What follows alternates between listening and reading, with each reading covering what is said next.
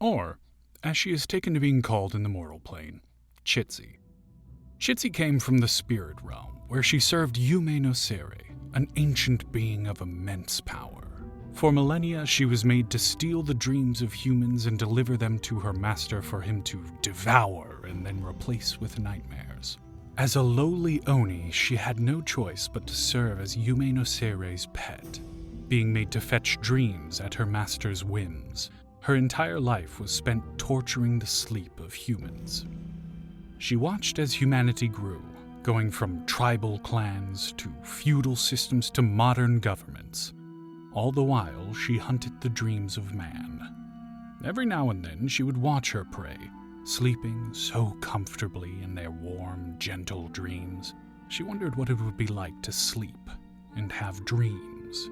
It must be nice, she thought. They do it so often, after all, and for so much of their short lifetimes.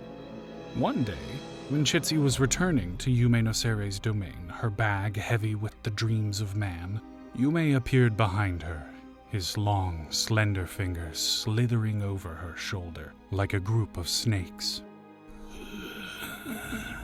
Hello, my pet. I see you brought me more delicious dreams.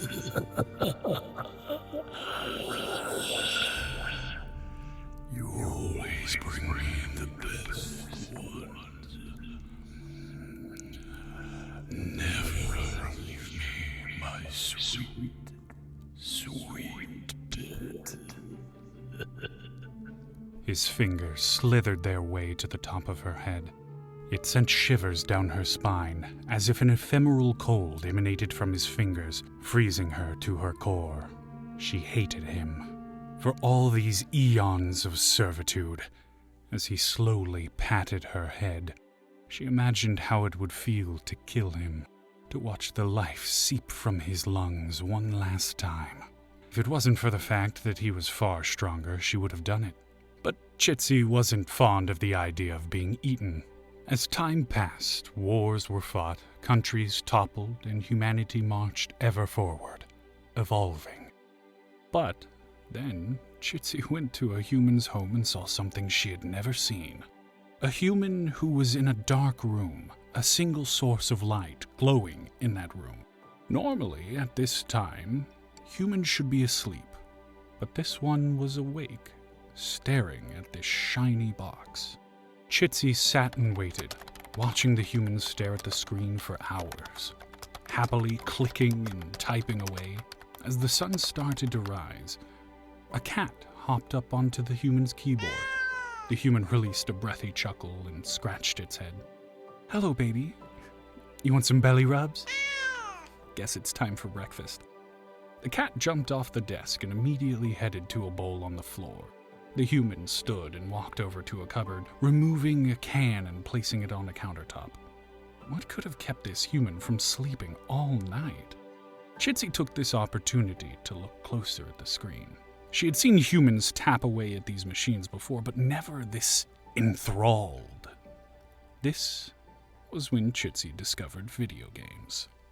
She wanted to try them, but how? She would have to take a mortal form in order to enter the human world. She looked at the human, memorizing her form. She needed to have a good mental image in order to create a good copy in the mortal realm.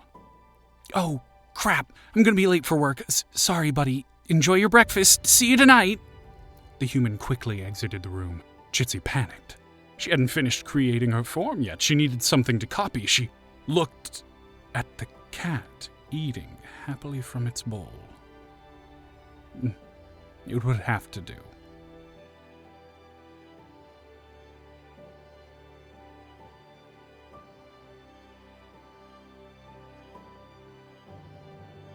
Time passed, and Chitzee looked at her mortal form in the bathroom mirror.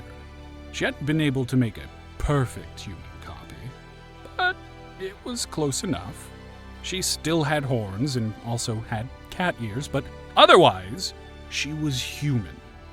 In order to fund her life in the mortal realm, she discovered streaming and how humans joined these stream cults to worship their gods through them. In order to protect herself from Yume no Sere, she would need to amass a large enough following to create a spiritual barrier around her new home. With each new follower, she grew stronger. Her cultists would lay offerings upon her throne to fund her mortal life, but also supplied her with spiritual energy through their worship. Eventually, her cult grew so large that she no longer even worried about Yume no Sere. She loves her cult for this, and visits them in their dreams, gifting them with pleasant dreams. As she has spent more time in the mortal realm, she has found that her mortal urges have grown also. Her need to eat and sleep, something she at first enjoyed, but now has become an annoyance since they cut into gaming time. She has also, at times, been referred to as down bad by her cultists, whatever that means.